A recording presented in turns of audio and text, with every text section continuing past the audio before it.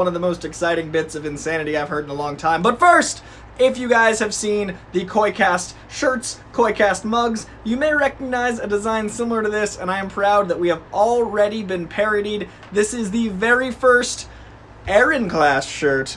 My best friend Aaron decided to make a Coycast spoof and make a shirt, and well, I am honored to wear it. He is a teacher and he is very classy, so Aaron class, Coycast. Guys, it looks like this is finally working. We have been trying to get this going for about half an hour. I'm gonna assume it's working. I see my own face on the computer. Huzzah! Huzzah, I say unto you. Guys, welcome to an episode of Koi Cubed where it is very hot and it is very, very late. How are we now? I'm just excited to see this chat moving. All is well. Everything's good. I'm gonna have a sip of coffee because that was 30 minutes of a battle royale. Zach Mendoza, welcome live. Okay, guys, a lot of news this week. It was actually a pretty substantial news week. There was a lot going on in the world. This week, we found out just recently that Tom Cruise is teaming up with Elon Musk to actually shoot a movie in space. Now, this might not be a lot of people's headline story because we don't know what the movie's about. This might not be a lot of people's headline story because yesterday we got a ton of Star Wars news. For me, the idea that the craziest stuntman alive, who happens to be the biggest movie star alive, is teaming up with one of the craziest real-life interpretations of an eccentric billionaire from comic books together to go to space and shoot a movie in space. This guy has jumped out of actual airplanes and shot an insane halo jump in real time over and over again with multiple takes. This guy has actually climbed up mile-tall buildings. This guy actually just casually rock climbs like he did in MI2. The dude actually motorcycle fights. It's Tom Cruise. I can't wait for Top Gun 2. It was one of my top 5 most anticipated of the year. I hope it comes out this year. Either way, there is so much about Tom Cruise that I appreciate.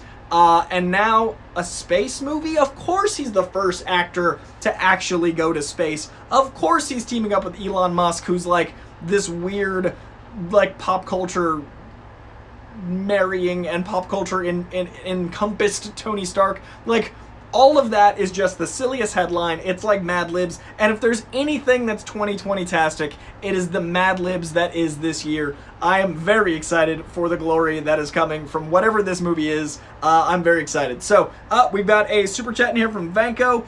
I hope you're keeping your sanity, man. Your streams have been such a help to my own emotional well-being. Thank you so much. Dude, Vanko, thank you, man. I appreciate it. You guys are my sanity. Like, not to be, you know, cheesy, but I straight up love that my main source of contact with the world, while I can't have contact with the world, is you guys. You guys are my family right now. We're all in this together. We're all stuck home. You guys are watching this somewhere stuck at home, and now we're all right here. So thank you so much for the super chat and for the kind words. I am happy to be here, and frankly, I am just happy this worked. I started getting this show together at 2:10. It is 2:40, so 30 minutes in. No more apologizing from me. I'm just going to dive into more news, but thank you very, very much, Vanko. Yeah, we'll see how this goes. Maybe there'll be a 5-minute dub you guys can make a gif out of, as Sahil is saying in the chat. If you guys want to make an animated cartoon of whatever dub you think I'd say, I give you my verbal express permission. I'm actually doing a Spider-Man cartoon. There's a Spider-Man comic that's going to be animated. I'm the voice of Peter Parker and Spider-Man, so expect that glory as we go. I'll keep you guys updated on that as the story develops, but I'm very excited to voice Spider-Man, you guys. It's going to be crazy. All right, now that we've gotten all the technical difficulties out of the way, is Revenge of the 5th. Right now, as we speak, remember the 5th of Mayvember / Cinco de Mayo / there can be no parties because we're in quarantine. But yesterday was May the 4th be with you. And with that comes all sorts of crazy Star Wars goodness. We got the Clone Wars season / series finale over on Disney Plus. We've got episode 9 now available to stream on Disney Plus, which is such smart news for everyone. It's great for Disney Plus to get new followers. It's great to get that movie in front of more eyes. It's great because we're all in quarantine. But the biggest news out of everything yesterday was Taika Waititi is doing a Star Wars film, a theatrical Star Wars film coming from the mind of the man who gave us Ragnarok, who gave us Hunt for the Wilder People, who gave us Jojo Rabbit. There is no one I can think of in the world that would actually make me as excited for Star Wars, I might lose all of you. Right now we got like 30 followers, or 30 people in this. It might drop down to 3, and I'm ready for that. I haven't been this excited since I walked out of The Last Jedi. I'm one of those people that love The Last Jedi. I like when movies subvert expectations. I like when you have a certain amount of expectation for a movie from a fan standpoint, from a critical standpoint, from a continuity standpoint, and you just mix it up. I think that's one of the benefits of Ragnarok, is we had Thor Dark World, which was a, more Game of Thronesy, and then Ragnarok was before, and then the universe played around with this new kind of Thor, and it made the universe stronger. I think we are stronger for Ragnarok, given galaxy far, far away. I am so excited for this because it's all new characters. It's not going to be in the Skywalker lore, so he's going to be less precious. There's going to be less, I hope, studio complications and interference. It's going to be less fan expectation as far as what the story's going to land with. I always liked, for example, the idea that Rey didn't come from a certain lineage, and now there's not going to be any expectation. We're going to get in a completely removed thing, and it's from the mind of Taika Waititi. Korg is a Disney character. If we see, this is not going to happen, if we see the race of Korg in Star Wars, again, it's not going to happen, but if anyone's crazy enough to make it work, it is Taika Waititi. If you guys have never seen Hunt for the Wilder People, it is an absolutely heartwarming, contained piece of brilliant cinema, and if you can bring that heart plus the insanity that is Ragnarok to a galaxy far, far away, then that's going to give us a whole new world of Star Wars. I want to see these characters, new characters, expand the universe. I want to see what his comedy and action sensibility looks like with completely new properties. I want to see what the writer's going to do, because it's going to be co-written by Taika and an incredible writer who I really appreciate her work, Kristy Wilson Cairns, who wrote 1917. If you guys haven't seen 1917, that movie is a masterpiece in, holy crap, this is one insane take, but that means it's so hard to write. How do you write something that's meant to be like a day and a half and work with the pacing, work with the dialogue, make the action and cuts all work? Like, the writing of that was also very impressive. So the writer of 1917 teaming up with the insanity that is Taika Waititi is a world of yes for me. I am very excited for this Star Wars. Now, Star Wars for me historically has always done better when it's left to its own devices. When they made episode 4, there were no expectations. Like, that was the beginning of a new genre almost. He didn't invent sci-fi, but he grew this sci-fi space opera to the level it's at now. And then Empire Strikes Back, that's a bold thing to end it on a downer. Empire, I think, is so well regarded because it took so many chances. Empire was bold. It was, Luke, I am your father is one of the most important lines in cinema history, and it's because it subverted the expectation of what that character was. Taika subverts expectations. I think I've said that expression 9 times in the last 2 minutes, but I stand by it. It's so important. Jojo Rabbit was a movie that should not have been nearly as heartfelt as it managed to be. Those jokes, it's hard to make Nazi jokes, y'all. It's incredible that that movie didn't feel tone deaf in 2019 with the way the world is. Taika can balance a lot of very high stakes, a lot of very high humor, like highbrow humor, but also, like, he gets a good dick joke.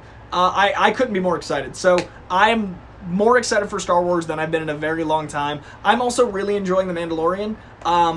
But for me, I love the feeling of Star Wars in theaters. If there was a place to watch The Mandalorian on the big screen, I'd be there. So the idea that we're going to get just the same outside the box thinking potentially, but on the big screen, is a great, great opportunity for Star Wars fans.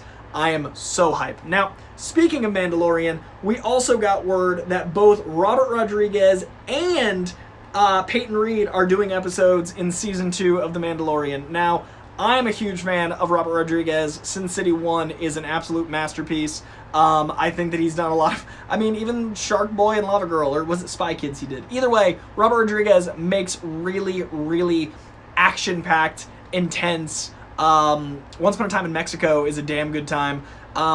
What he does with the frame is so different and interesting. There's a reason him and Tarantino are, so simpatico. And I really think that him doing an episode of Mandalorian, he loves westerns. He loves these broad use of wide-angle shots. And when I think of Star Wars, especially The Mandalorian, I think of that western flavor. I think of that really large sensibility and action. So Robert Rodriguez being involved in Mandalorian Season 2, give me that. They released a photo of him with Baby Yoda, so he's already on set or already shot it. They already shot Season 2, so yeah, he's already shot it. They just announced on May the 4th Be With You. I am so excited. And then also Peyton Reed. Peyton Reed is a filmmaker I have only grown to like more and more. The more I hear he's involved in the way Marvel's been shaped, the more I hear about how nerdy that dude is, the more invested I am in him. The fact that he's a ride-or-die comic book guy and now he's involved in Star Wars means he's going to care about the details. He's going to care about the fans. He's going to be invested in the things that make us love Star Wars. So Peyton Reed is another name that I am really excited to be involved in The Mandalorian Season 2. So we got a ton of incredible news yesterday for May the 4th Be With You. And I think Season 2 might be even better than Season 1, and frankly, Season 1 had Bill Burr. So it's hard to top a Bill Burr episode of anything for me as a devout Boston zealot. But with the cast and with everything shaping up with these directors, Mandalorian Season 2 is very high on my must-watch list, so I'm very excited for that. And every announcement from yesterday was tip-notch Star Wars, you guys. I'm really excited. Sahil... Dude, Broom Kid needs a spin-off, man. I want a Broom Kid show so freaking bad. Give me that any day of the week. I would watch an entire series about Broom Kid, because that's where I wanted to go. After Last Jedi, I thought we were going to experience this new concept of what it means to have great power and great responsibility. I thought we were going to see the rise of younglings that weren't killed by Anakin. I thought we were going to expand the universe into a new cast of characters, so... I would love, with the freedom of Taika getting his own movie, that to happen. So bring on the Broom Kid movie. I stand with you there. Okay, now that is all the Star Wars goodness. That is all the space goodness with Tom Cruise. I love that those two stories were happening simultaneously. So we've covered stars. We've covered Star Wars. Let's move on to theater wars. This week, it's insane this was only this week. This week, AMC and Universal Pictures declared war on each other. It just... began.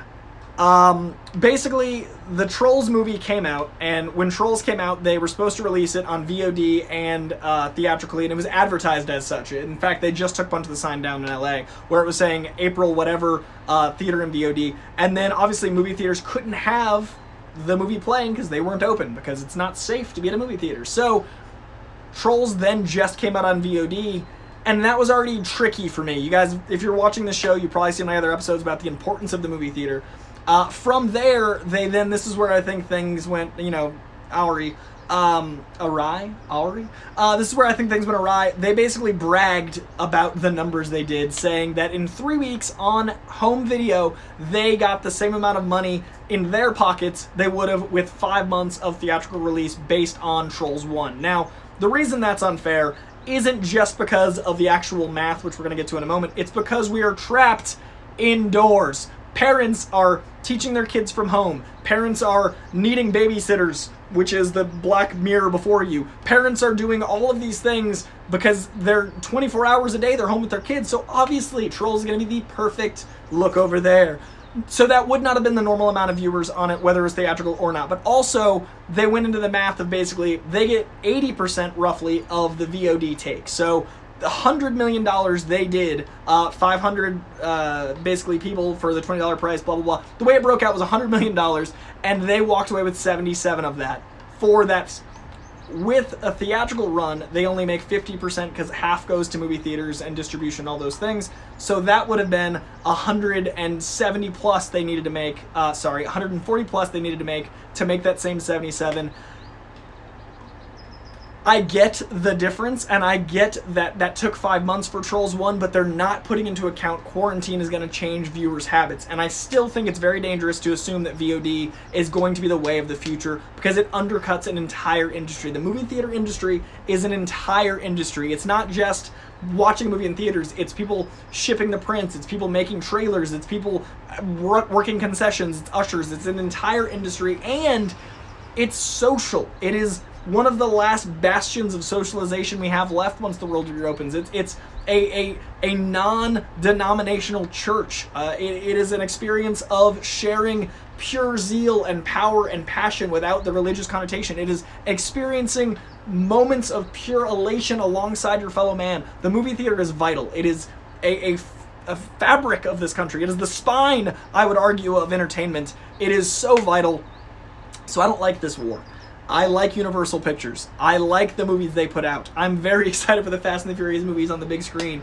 This is a dangerous road to cross, and AMC said, hey, we are no longer playing Universal Pictures. So that is the largest theater chain in the world saying we're not going to play one of the largest studio films in the world. And then Regal jumped in and said, hey, any movie that breaks the theatrical window, we're not playing. Any studio. They said basically, if you release your movie on VOD, it's not playing here at the same time. And I completely agree with that stance. So that's the number one. And number two, biggest theater chains in the world drawing a line in the sand. A lot of people have gotten mad at me on Twitter because I stand with the movie theaters. I understand you see it as just a mega corporation being greedy. I understand you see it as AMC making a choice that is effectively saying screw you to the studio. There are 100 years of movies to watch.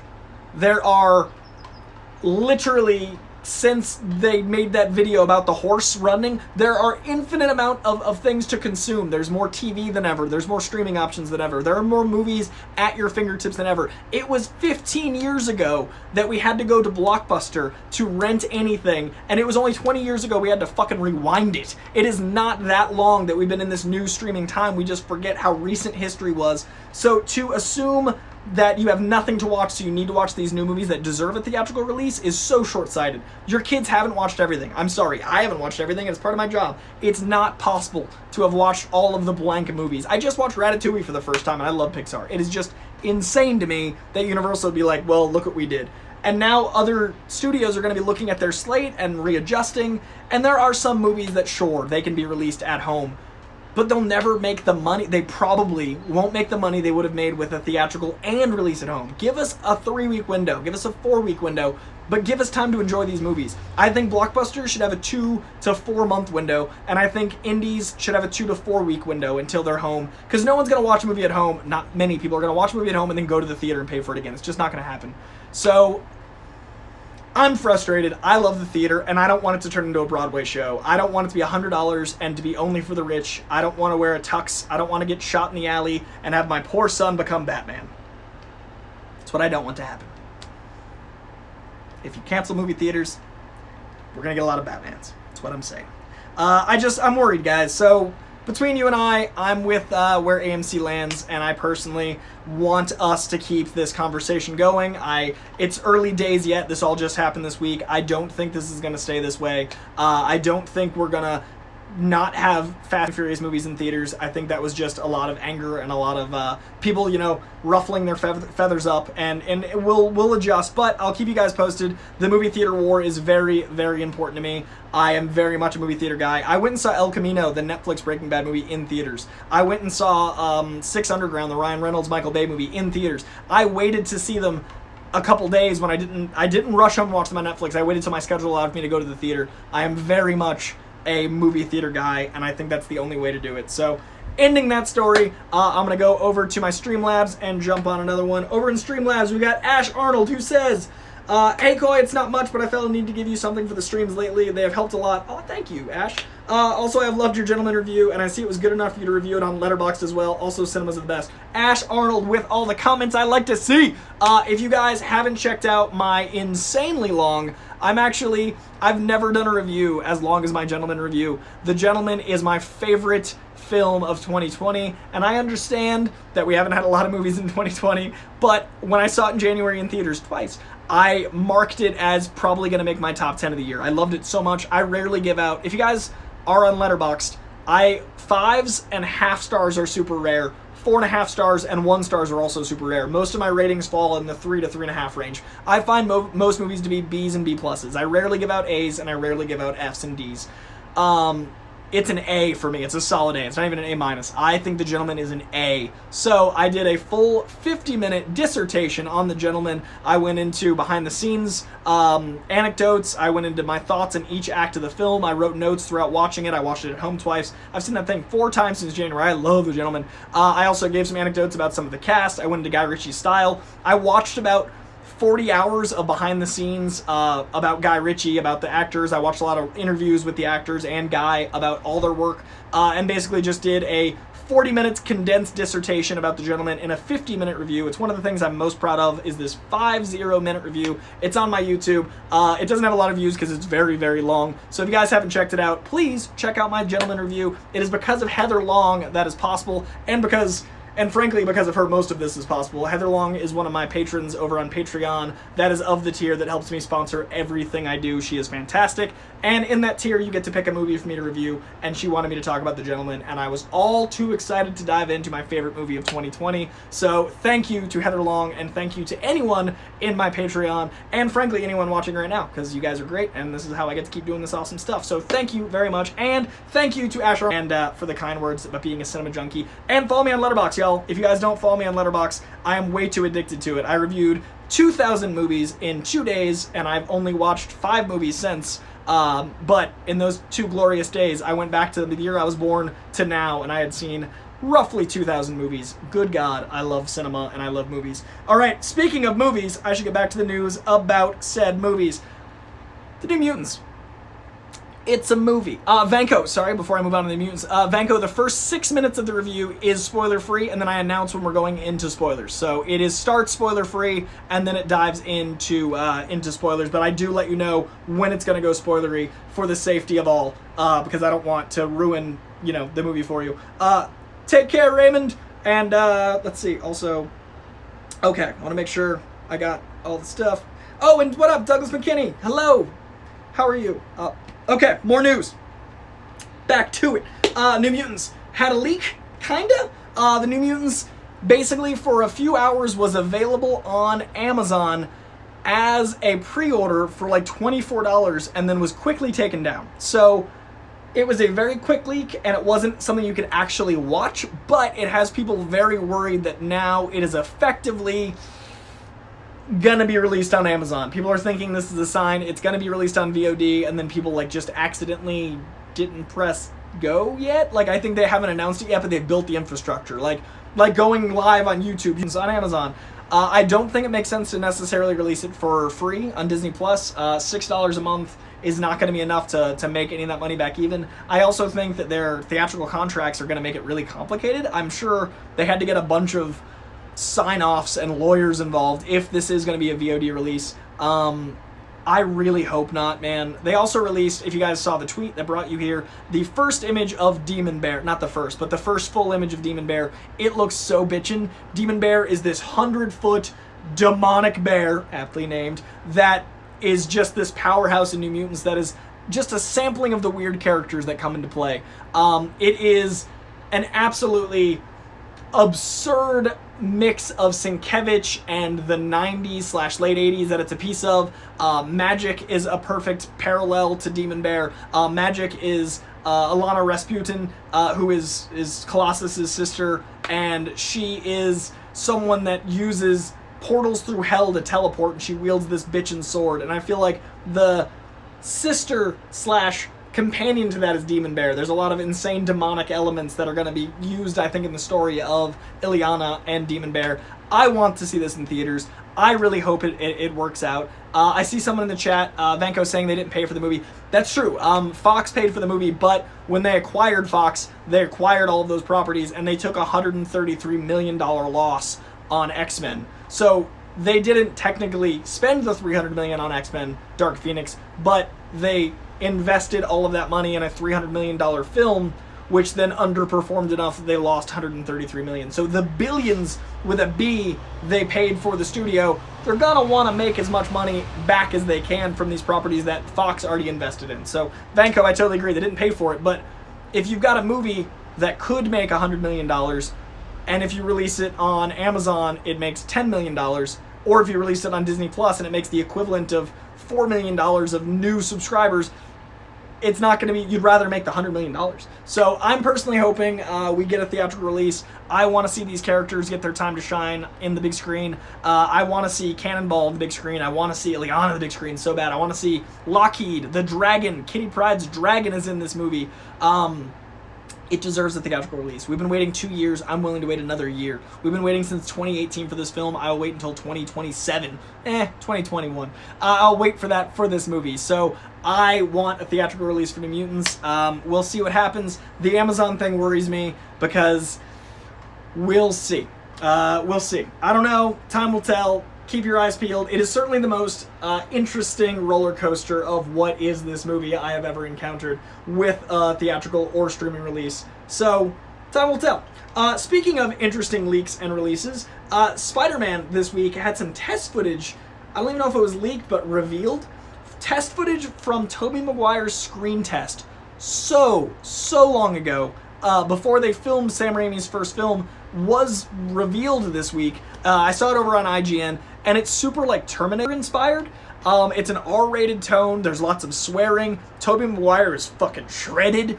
He looks super different. He looks like Kyle Reese. And the fight choreography is brilliant. It's super intense. It's a way more violent Spider-Man. And then it evolves from that right into J.K. Simmons' screen test as the now legendary and still current J. Jonah Jameson. So it is a really cool piece of cinema history. It came out this week. It was somehow available in the world. So if you guys are at all interested in either Sam Raimi, Tobey Maguire, cinematic history, if you're a comic book fan, if you're watching the show, most likely, check it out. There is a full screen test of multiple characters from Sam Raimi's Spider-Man now available. I personally found it over on IGN, and it's so cool, and it's so different, and it's not the movie they made at all, but it's cool to see a piece of history.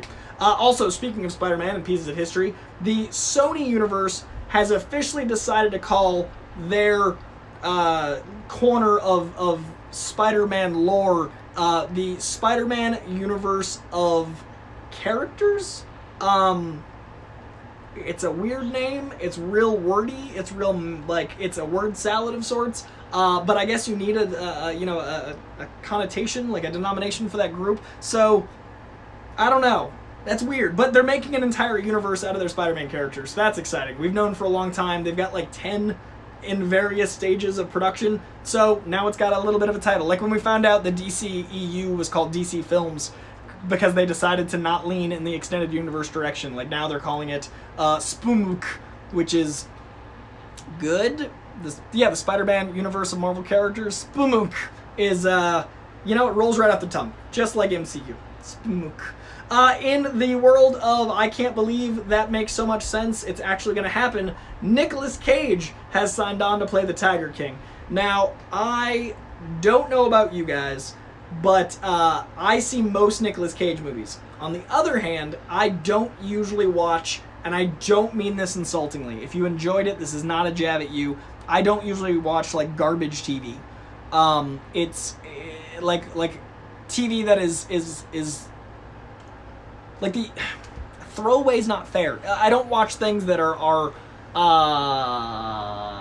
usually unscripted. I watch mostly, written things. I'm really just trying not to insult anybody here because it's not, taste is relative. Like I have nothing against reality TV and I have nothing against Tiger King. It just didn't grab me the way it grabbed everyone else. So I haven't invested my time. I've been in quarantine for 55 days. I'm only on season 3 of Community and I'm only on season 2 of West Wing and I've only watched about 8 movies. I've been weirdly busy. This quarantine, like between trying to get this channel going and all my podcast stuff and all the reading I'm doing and trying to stay sane, I haven't watched a lot of content. So I have not watched this insanity of Nick Exotic. So I don't know anything about the Tiger King, but I know that he certainly looks like a Nicolas Cage character. So maybe that's my hot take. As the one person that hasn't seen Tiger King, I'm very excited for the image of Nick Cage as the image of Tiger King. I am very excited for all the people that are fans of Tiger King to get something as insane as Nick Cage playing him. I'm really excited for the supporting cast. I think the last I heard, Kristen Wiig was involved. I think that's going to be just an incredible journey for a lot of people. And I think it's going to be like The Room. Like, I hadn't seen The Room when I saw The Disaster Artist. After I watched The Disaster Artist, I went back and checked out The Room. So, for what it's worth, I will be more interested. I just haven't seen it yet, so curiosity. I now have lots of curiosity about this pure insanity. And Nick Cage signing on to anything is always exciting. I can't wait to see Nick Cage as Nick Cage in other movies, because he's got like a number of projects where he's just playing Nick Cage. So, I'm in. Tiger King, question mark. That also came out this week and did very big numbers. People are really excited for this insanity. Oh, also, a giant change during the theater wars. Sorry, this is a really disjointed episode because my notes, my computer overheated as I was saving my notes, so they're all in different order. All apologies. Oh, what up, Doug? I talk to Doug on LinkedIn all the time. Doug's great. The update for the last couple days is the Academy, as in the Academy Awards, as in the Oscars, has changed their rules regarding theatrical distribution for contention of films. So you don't have to be in theaters for 7 days to be considered for Oscars anymore, which is a giant change. A lot of times they'd release, smaller independent films in like 3 theaters in New York and LA just to get Oscar consideration. That is no longer the case, which means any movies released this year while we're in quarantine are probably... Frankly, it changes the entire race. It also changes the expectation for releasing movies forever. It is a giant difference in expectation of what cinema is. So the Academy changing their thing and changing their tune is a big call to arms on Universal's side and all of that stuff. So it's really interesting what that might mean. It's really interesting what that could spell for future releases. It's expensive to get a theatrical release. It is expensive to promote a film. If you can save that money up front and then use it for your Oscar campaign later, I could see that happening a lot more. Maybe not this year, maybe not next year, but in 2025, I think we're going to look back on the pandemic of 2020 as when the Oscars really changed. Now, if only the Oscars would give awards for stunt people and casting directors. They combined sound editing and sound mixing recently. Let's give stunt performers their goddamn due, and let's give casting directors who literally shape the movie at the ground level. Without a casting director, we wouldn't have Chris Evans as Cap. We wouldn't have Downey Jr. as Iron Man. We wouldn't have literally any movie. We wouldn't have Brad Pitt as Tyler Durden. We could have someone else if the right casting director hadn't cast correctly. We wouldn't have these icons of cinema. How don't they have Academy Awards for it? Like, when we look at movies, often I look at the cast and then I decide what to do. Then I look at the director. Give them the credit they deserve. Anyway, stunt people, casting directors, give them Oscars. It is overdue. Okay, over in the live chat, we've got a super chat from Deacon Draco. Deacon Draco sent me a super chat just for, and I quote, "Not watching Tiger King, LOL. Trashy people don't need fame." Dude, catch me outside. How about that? I agree. How many fucking times are we gonna let a lack of brain cells equal a surplus of money? How many times we're gonna be like, that's how I don't want to be, let's reward it? How often are we gonna be like, hey, I'm gonna say I value intelligence, I want my kids to read and go to college, but please be quiet while I turn on this? It's insane. So yes, I agree. Thank you, Deacon. I respect everyone that enjoys that content because they are probably using it as escapism. Tom Hardy watches reality TV to shape his characters. I respect the people that consume it, but I can't begin to respect the people that are either playing dumb or as dumb as being that on a public stage. So for what it's worth, much love to people that watch reality TV, as long as you're not... It's like watching Jackass. I fucking love Jackass. I've watched every episode of Jackass and I own all the movies and the full series. You don't see me letting fireworks out of my asshole. You never will. So, for what it's worth, that's the difference. So, much love, Deacon. That is my line in the sand. Watching Jackass versus being one. So, yeah, the Oscars thing, very crazy. Also, this week, the DC Universe has softly announced the stunt world is going to be really different going forward with their DC TV shows. Basically, the execs over at DC Television said don't expect the same caliber of stunts as far as scope, as far as the amount of stunt performers on the CW shows for some time.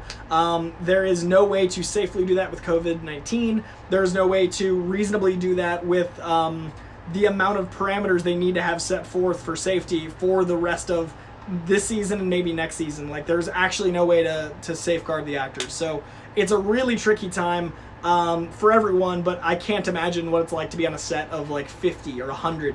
These giant Marvel movies, Jason Blum over at Blumhouse doesn't think they're going to resume filming Marvel movies or shows this year because of the expectation of how small the sets are going to have to be. And it takes literally thousands of people to make a Marvel movie. It takes hundreds of people to do a stunt on a CW set. I visited CW sets. There's a lot of hands on deck because that's how they make these technically and logistically impressive stunts work. They're insane what they accomplish. So they were saying basically like, don't expect those for a while because it's going to be a different thing when we come back. So I know a lot of shows are adding animation elements to their content. I know a lot of things are doing shortened seasons. So if you are a DC TV fan, be gentle with the end of these seasons / the beginning of the next season, or even the next season altogether, because it's going to be a really different animal going forward. And that makes a lot of sense. It is not worth a human life. Risking a human life for the sake of a stunt is always tricky. That's what stunt people have to do already. If you add a disease, a virus, if you add a virus into that, then frankly, it's not fair. It's not ethical. So that's what we're looking at with DC TV going forward. We're going to find out. Over to Marvel. Marvel Comics is set to resume printing and publications as Earth, y'all. We are back in the comic book game. DC has already been shipping books. As of last Tuesday, DC has shipped on Tuesdays because they have a new distribution model. Tuesday, DC, the past Tuesday, has already started printing new books. They did a couple second editions. They had a couple new books. This week, DC has Joker Harley Criminal Sanity #4, as well as some other books we'll get to at the end of the episode when we go through our pull list. But DC is already back in action. Marvel is getting back in action on May 27th. Now, they're doing a limited schedule of comics through July 8th. It looks like we're going to be at a much smaller pull every single week. I was reading upwards of 70 comics at a time when comics were shipping from all the houses, like Image, DC, Marvel, and it looks like it's going to be more like 20 to 30 from all the houses combined. Marvel looks to be putting out like 5 or 6 books a week. DC looks to be putting out like 2 or 3 for now, and they're going to up their game as they go along. But for now, I wanted to announce the month of May, we are getting Amazing Spider-Man #43, Avengers #33, Marauders #10, Star Wars Afra #1, and Venom #25. Now, I'll be doing pull lists again as soon as these books are back. I've got a DC pull list today. We are getting new DC pulls today. So, we'll be back into the world of comics sooner than you know it. I am so excited by this announcement. Diamond is back as of May 27th. So, as we get through this month into the end of the month, our pull lists are going to get bigger again. We're going to be reading comics again. I'm going to be reviewing comics again. I am so excited. It has been many weeks of suffering. But know that Amazing Spider-Man 43 from Nick Spencer is going to be bitchin'. Avengers 33, art by Ed McGuinness. So excited about that. Marauders #10, The Further Adventures of Kate Pryde. She's a pirate. It's awesome. Star Wars Dr. Aphra, a #1. So if you want to know about Dr. Aphra, I don't know that character. There's a #1. That's how I'll find out about that character. And finally, Donny Cates and Mark Bagley, 2 of my favorites in the game, teaming up to do Venom Island, a giant conclusion and a giant new starting point for Venom in the comic universe. I love what Donny Cates is doing over there, and I've always loved Mark Bagley. So that will be out on May 27th. I am very excited for new Marvel comics, and they announced this week all the comics through July 8th. So if you want to check out that list, it's over on Newsarama and another couple of places. I will be pulling books starting today for all the houses going forward. I am very excited to bring you guys all of that as we go along. All right, over to movies. Guardians 3. Okay, this is crazy. This episode, today, if the world was different, if things had lined up differently, today would have been the Black Widow review. Because it would have come out Friday, I would have done a non-spoiler and then a spoiler. Today would have been a Black Widow review. This would have been a big episode. I probably would have reviewed it for a number of different networks. I would be at studios right now recording reviews. But because of the way the world is, I am not giving you my Black Widow review right now. Now, even crazier, it's not the only Marvel movie that was supposed to come out on Friday. Guys, originally, if things had been different 5 years ago, today I would have been reviewing Guardians of the Galaxy Volume 3. That's right, the 12-year anniversary of Iron Man was originally Guardians 3, and I had completely forgotten about that. It is the holiest of days. That last week of April, first week of May, is the sweet spot for Marvel.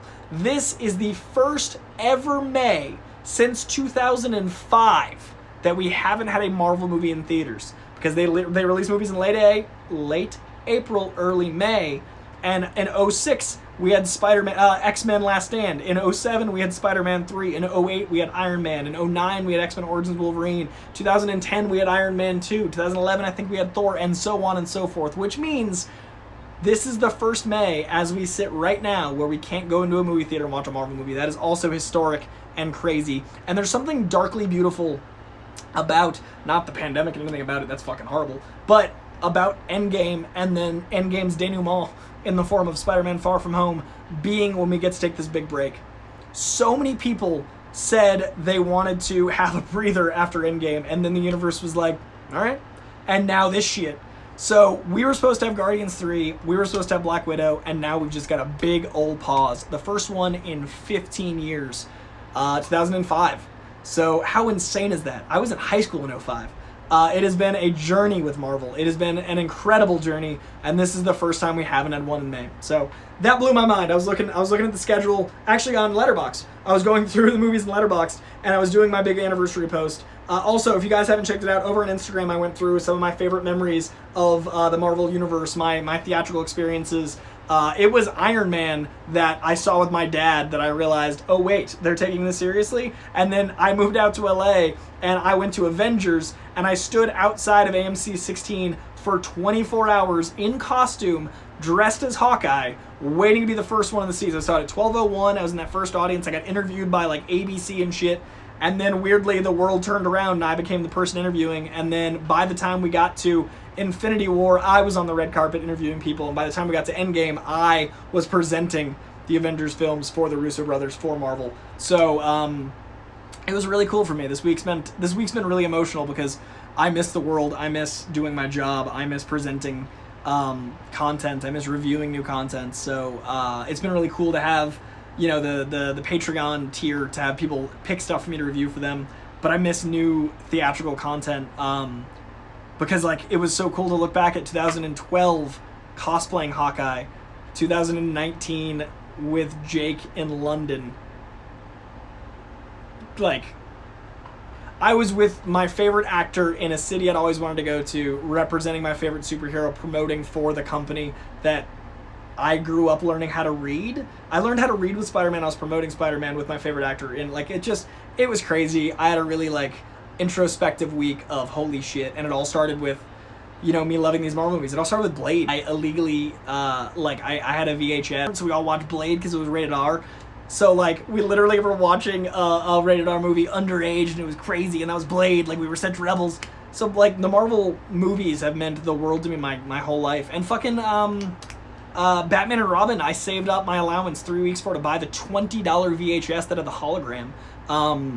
Yeah, I bought Batman and Robin like with my own money back in the day. So all the comic movies have meant the world to me, but the Marvel Cinematic Universe has just been a very consistent pushing force. So this week has been very bittersweet to, one, have the time to reassess my career, but also to look at what comic book aficionado traveling for it. So I miss traveling, I miss the world, I miss talking to people that I see on screen about why they love the thing that they're making, that I love the thing that they're doing, and all that jazz. I miss, you know, I'm good with words until I'm talking about my own shit, and then I get weirdly peanut butter mouthed. But yeah, it was quite the week. Check out that post on Instagram. I was very proud to make it, and I was very proud to be nostalgic about it. And today would have been my Guardians 3 review if the stars had aligned differently, which is nuts.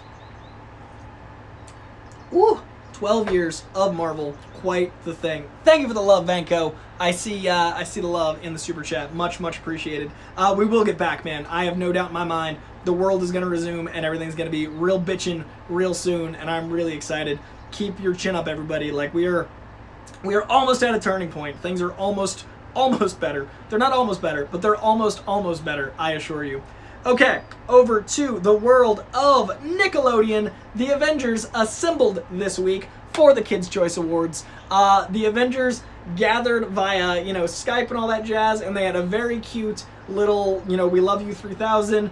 Downey Jr. popped up. It was awkward because he's dead. Iron Man's dead, not Downey Jr. But they had a really funny little, like, nod to that. It was just really sweet. It reminds you of how much the original 6, they're such a family. They've got tattoos together. I really just love that bond of all of them. So I thought that was really sweet. If you guys haven't seen it, it's on YouTube. It was also during the Nickelodeon Kids' Choice Awards, and frankly, it was crazy. Yeah, we will see. We will see. Sorry guys, I was checking the live chat real quick. Yeah, dude, I totally, Deacon, I'm with you. I really wanted to check those things out too. Mukbang Reviews, what's going on? I appreciate the super chat. Hello, welcome, as ever. Thank you very much. Okay, back to the world comic book show of all time. I feel like Watchmen is just this perfect 9, but up until Watchmen, Daredevil was my #1 comic book show of all time. Daredevil, I think all 3 seasons are an A. I love all 3 seasons. I think they're all peak television. I think that show is intelligent translation of the characters of Matt Murdock, Karen Page, Wilson Fisk than most comic book adaptations of those characters. All those 3 are very hard to translate correctly. They're very hard to have empathy for. Daredevil was kind of a dick a lot of the time. Charlie Cox managed to be a really likable asshole that also had all the guilt of Daredevil and all the angst and emotionality of Daredevil. Karen Page, I think they elevated from, I love the friend of that character to a new height. I think that Deborah Ann Woll really was a powerhouse. She kept up with Wilson Fisk in like physicality and emotionality, and that was of course played by Vincent D'Onofrio, who is the great Vincent D'Onofrio. But I feel like these 3 characters, they're this holy trifecta of brilliance in comic books, and then they made a perfect trifecta on screen. I think Daredevil is one of those shows we're gonna look back. We're gonna look back on Daredevil like we look back on Iron Man, as something that changed things. We wouldn't have gotten The Boys without Daredevil. We wouldn't have gotten Watchmen without Daredevil. We wouldn't have gotten a lot of this peak superhero content without Daredevil. The hallway changed everything, the TV and comic book content forever. So all my love to Daredevil. I am a big fan of that show, and they had a quarantine watch along this week, and we found out that Charlie Cox turned down work because they were so certain of Daredevil season 4, and that broke my heart, man. Being an actor is hard enough, it's shitty enough, the odds are stacked against you enough without that. So I can't imagine turning down work as an actor and then finding out your show didn't go forward when you were that certain. And it's not like he was being egotistical. Daredevil season 4 was happening. Everyone was all systems go. They left it on a cliffhanger. They were very confident for good reason. Like Luke Cage had storyboards when they tore it down. Like they were gonna do more Luke Cage as well, and like Iron Fist obviously ended on a cliffhanger, but Daredevil was a very highly rated show, a very critically adored show, a fan-loved show, and everyone thought it was going to go. So it's such a bummer, and to find out that Charlie Cox turned down work because they were going to make more, and like then he just sat around, heartbreaking. He has since done a fantastic play in London with Tom Hiddleston, ironically enough, with Loki. He's not like... His resume is still juicy. If you haven't seen Casanova, it's a Heath Ledger film that I really dig, and he is fantastic in it. He's also in Neil Gaiman's Stardust. Charlie Cox is great, but it is really a bummer to hear he turned down work because they were so sure for... Yeah, so with Wilson Bethel as Hawkeye, Wilson Bethel was like almost fully formed. Also, fun fact, Wilson Bethel was one of the people that like actually put on the Cap suit. Wilson Bethel got far enough in casting that he wore the Captain America suit. So Wilson Bethel, before he was Bullseye, was almost Captain America, which is also crazy to think about in the modern day MCU, like how far we've come. We almost knew Wilson Bethel as a household name years and years ago. So Charlie Cox not getting a Daredevil season 4, and none of us getting a Daredevil season 4. Creators for comics. Let's kick it over to some good news. Creators for Comics was able to raise over $430,000.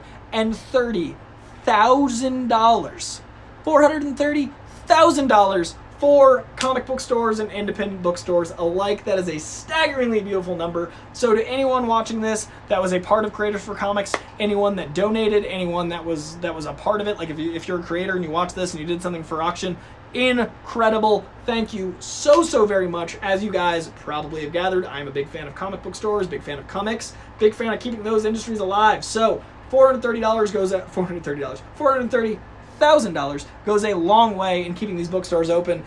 Frankly, I was overwhelmed with glee off shopping. I did a basically interview with Alex Garcia. Alex Garcia is the coolest dude. Actually, like met Alex a while ago at a con, and then talked to him a couple times on Twitter, and then biased because it's my taste, but has very good taste, very similar taste to myself, and we had a great conversation for a while. And I'm basically curating with comic book shopping. It usually took me about 2 weeks. I would watch all the interviews of the actor, and then I would get a gauge for what they were into. I'd then watch their performances, and I'd get a gauge of what their sensibility was, and then I'd shape them a list. And with comic book shopping, while I was doing the interview in the store, I would kind of tweak my list in my head, like, no, they wouldn't actually like that, or oh, they'd really love this. And what was cool with this was I was able to talk to Alex Garcia face-to-face through the internet and kind of do the comic book shopping part that way, and then I've curated a list, so I'm excited to put that together. I've got it like half to 3/4 done, and we're gonna go from there. So I'll keep you guys posted on my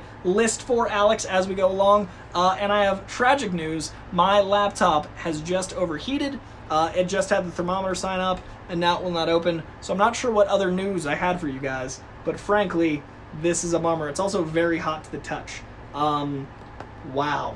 It is very hot where I am, to the point where this is problematic. Yeah. I am staying in a garage, but right now I'm at a friend's house, and neither house has AC. So, California, and I have no more ways to access news for you guys. In that computer, inside the computer, I had a pull list for the week. I also had a streaming list of recommendations. Unfortunately, since I can't get this to turn on because it is overheating. Oh, no, now it just gave me the thermometer. All right, so this is where the show might have to end, because this is all the information I have is temperature. Let me see if I can pull up my notes in my phone. My thumb here, as it, you know, there's still almost 30 people.